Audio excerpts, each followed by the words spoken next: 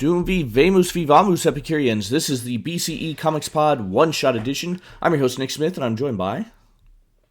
Stojr from Stojr Shelf. How's it going, Nick? I'm doing well, particularly since we are participating in Kurtis Findlay's Epic Marvel Podcast Reading Club, and this one-shot is going to be our brief thoughts on today's issue, which is Uncanny X-Men number 169, Catacombs.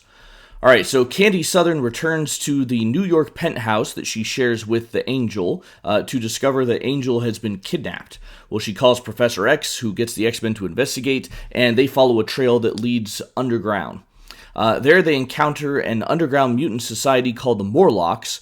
Their leader, Callisto, seems to be behind the kidnapping of Angel so that she can have a beautiful man as her consort.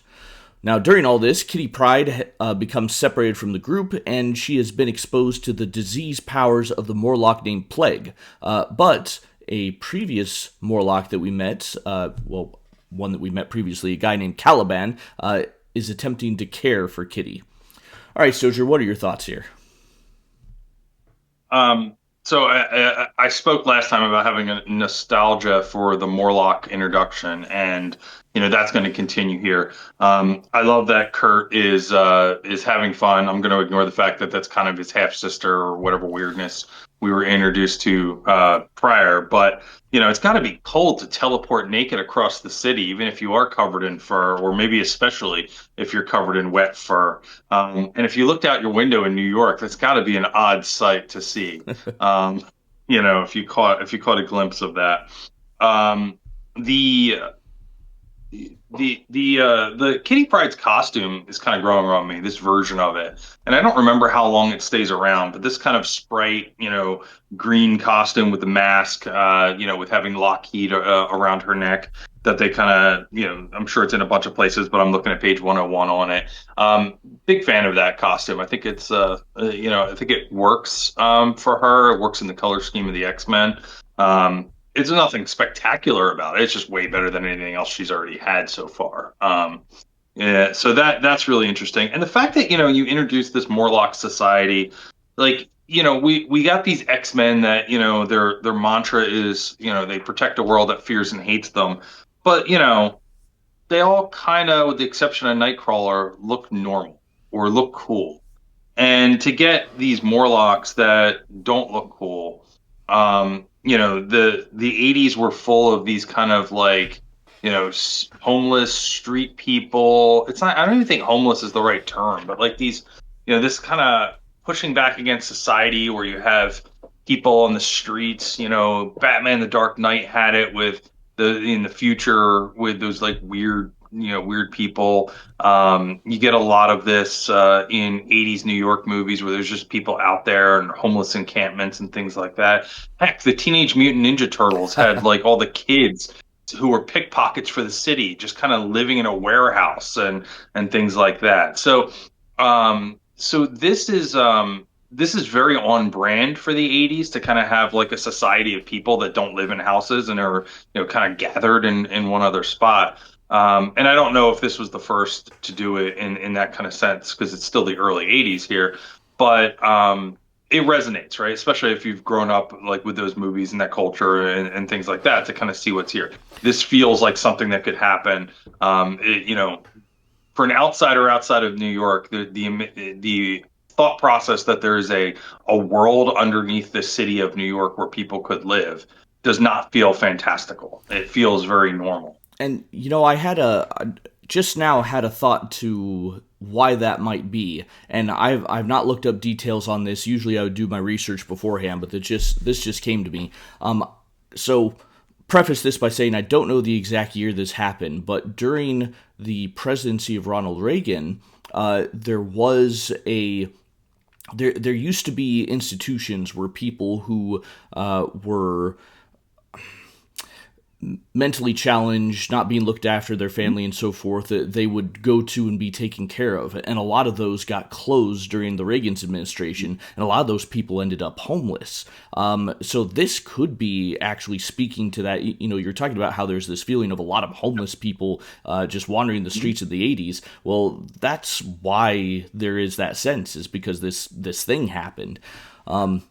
Again, I don't know the Yeah, exact. 100%. And not to get too political here, I think whether the connection is true, I don't know. I'd have to look at an interview from Claremont, but your facts about what happened there is 100% true, right? Like, and not to get too overly political, but I think one of the major criticisms of those decisions by Reagan is the long-lasting effects of that. You have cops that are expected to be, even to this day, handle people with mental health issues, and be social workers on top of being people that protect and serve, right? So, you can argue whether police officers are doing a good job of that or not, and have that conversation.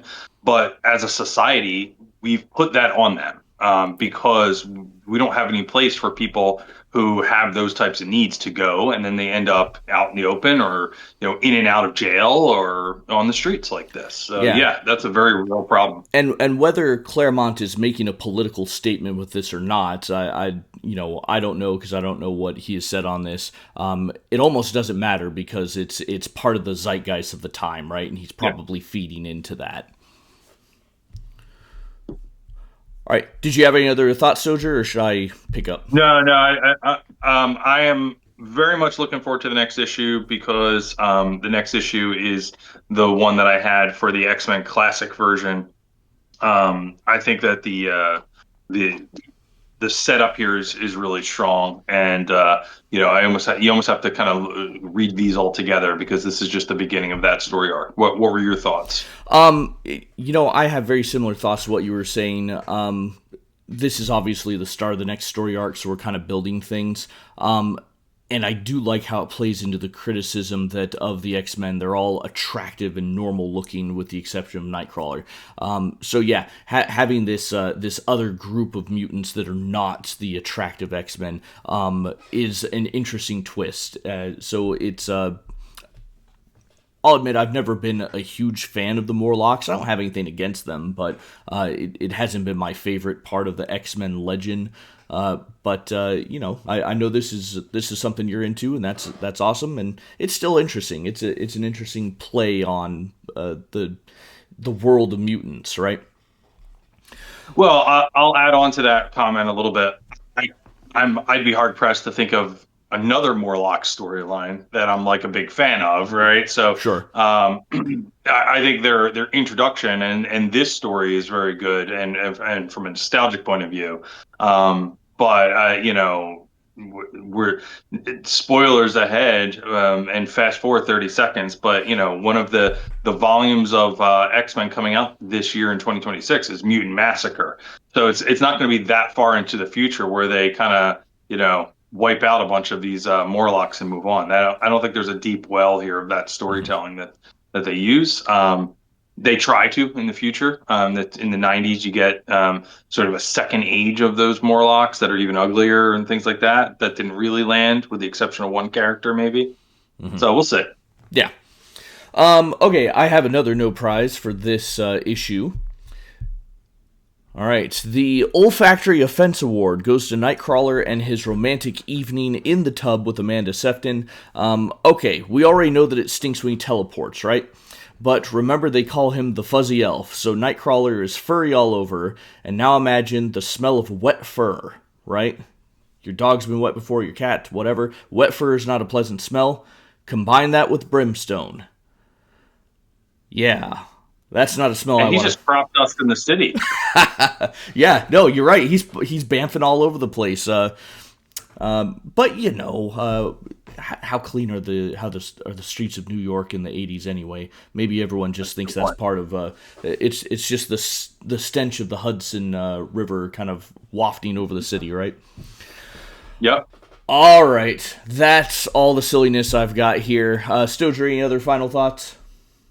No, I'm good. Look forward to the next issue. I'm gonna fish out my previous collected edition that this covered. So that this volume has replaced something and put it into my sell or giveaway pile. So Gotcha. Well, if you guys have enjoyed our thoughts, follow us on YouTube. We're going to read, rate, and review a full big collected edition comic once a month, plus these daily one-shots. Thank you for watching, and we'll see you again next time.